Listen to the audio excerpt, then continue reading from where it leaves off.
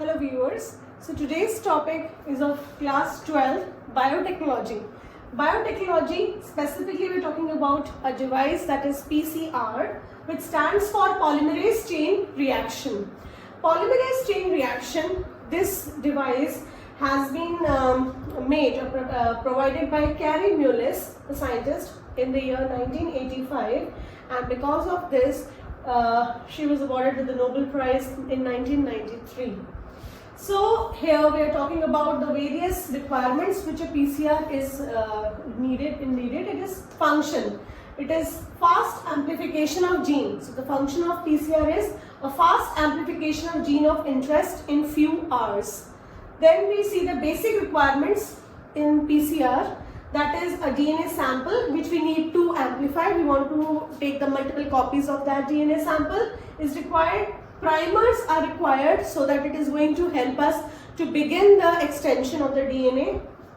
Nucleotides, which are the raw materials to make the new DNA template. Taq polymerase, here I have specially underlined it with another color here.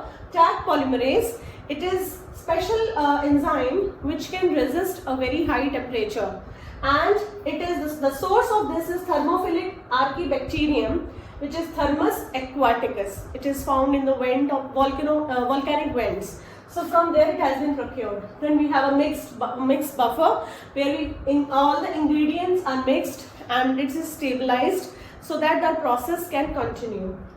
PCR tubes are required. They are very small microtubes in which we keep all our ingredients. Then we have thermal cycler. The thermal cycler is a machine which is this is a device which carries the process of PCR. So it is thermocyclers, right? So there are three steps. There are three steps in the PCR. First is the denaturation of the DNA, which needs a temperature, a very high temperature of 94 to 98 degrees Celsius for around 20 to 30 seconds. In this heat shock, what happens? The two strands of the DNA. Now here you have to must see this fact that here I have mentioned a small segment of the DNA, but here we have especially the dark black color labeling. Why this highlights is there that it is the entire DNA segment which is we are going to use in the PCR machine, but only the black color segment is the desired set of the desired gene segment which we need actually. So this is the process where we take extra edges on both the sides of the desired DNA, right? So denaturation, what happens is that due to the very high heat temperature provided, due to the heat shock, both the strands they actually separate, and there is a separation here. So this is now denatured DNA where both the strands have been separated, and this is the time where the second step begins, which is annealing, where the temperature from 94 to 98 degrees Celsius is reduced to 50 to 65 degrees Celsius for around 20 to 40 seconds, which is enough for this. In the mixture, the primer is added. This primer is actually important, which gets annealed to the particular segments from at the 3' end, because the extension is going to be from 5' to 3'. So on both the ends the primer is attached, which is actually in complementary to the DNA segments. Now here what happens? After this, the third segment is extension, which is requiring a temperature of 75 to 80 degrees Celsius. So you can see here in annealing it was less required temperature of 50 to 65, and now in extension it is 75 to 80 degrees Celsius. So here again the temperature is raised, and it is required for linking of DNTPs, which is, what is DNTPs? Here I should mention again, like you remember the genetics classes, that it is the deoxyribonucleotides. These are the deoxyribonucleotides, phosphates. That is the main basis, the nitrogenous basis, which is going to be attached at the various segments, right? So here when the extension is completing, we see that both the strands, both the parental strands have now produced a new strand of DNA, and we see here it has extra production. Like if the priming is here, so we will see it has extended till both the ends, and it has also copied the extra ends which is not required in the main gene of interest. But after what happens, amplification of DNA, the third cycle onwards, we see one of the templates which is formed the daughter templates, they are having a desired gene template. That is the first, complete one pair is obtained after the third cycle is over. It is to be mentioned here that this is a very rapid process as compared to in vivo cloning steps which we complete in the host cells.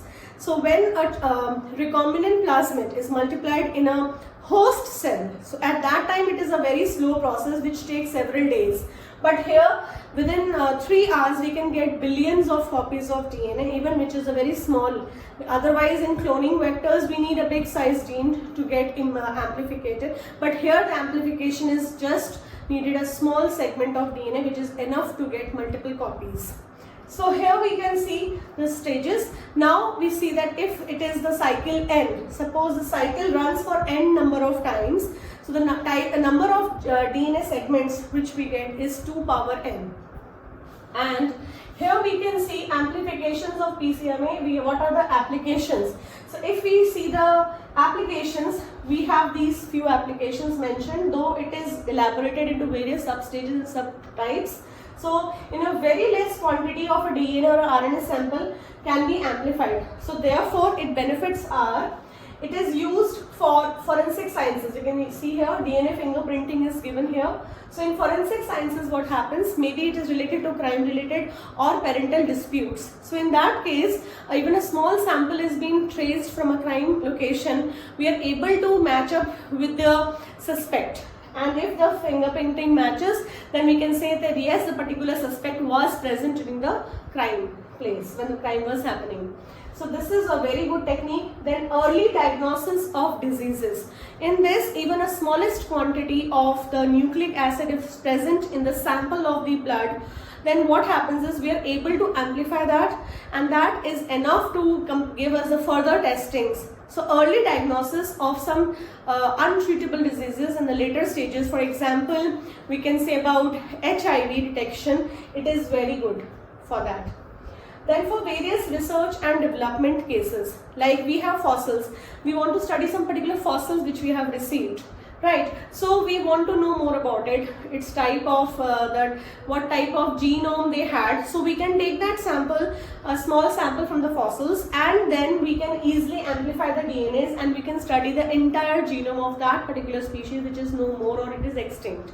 So this is how we can see some applications. The major areas we have discussed, though we have subtypes to talk about early diagnosis and forensic. We have a lot of other small aspects to discuss on that. But this is overall a look over here. So I hope you have understood this process carefully and the 3 steps. Thank you so much.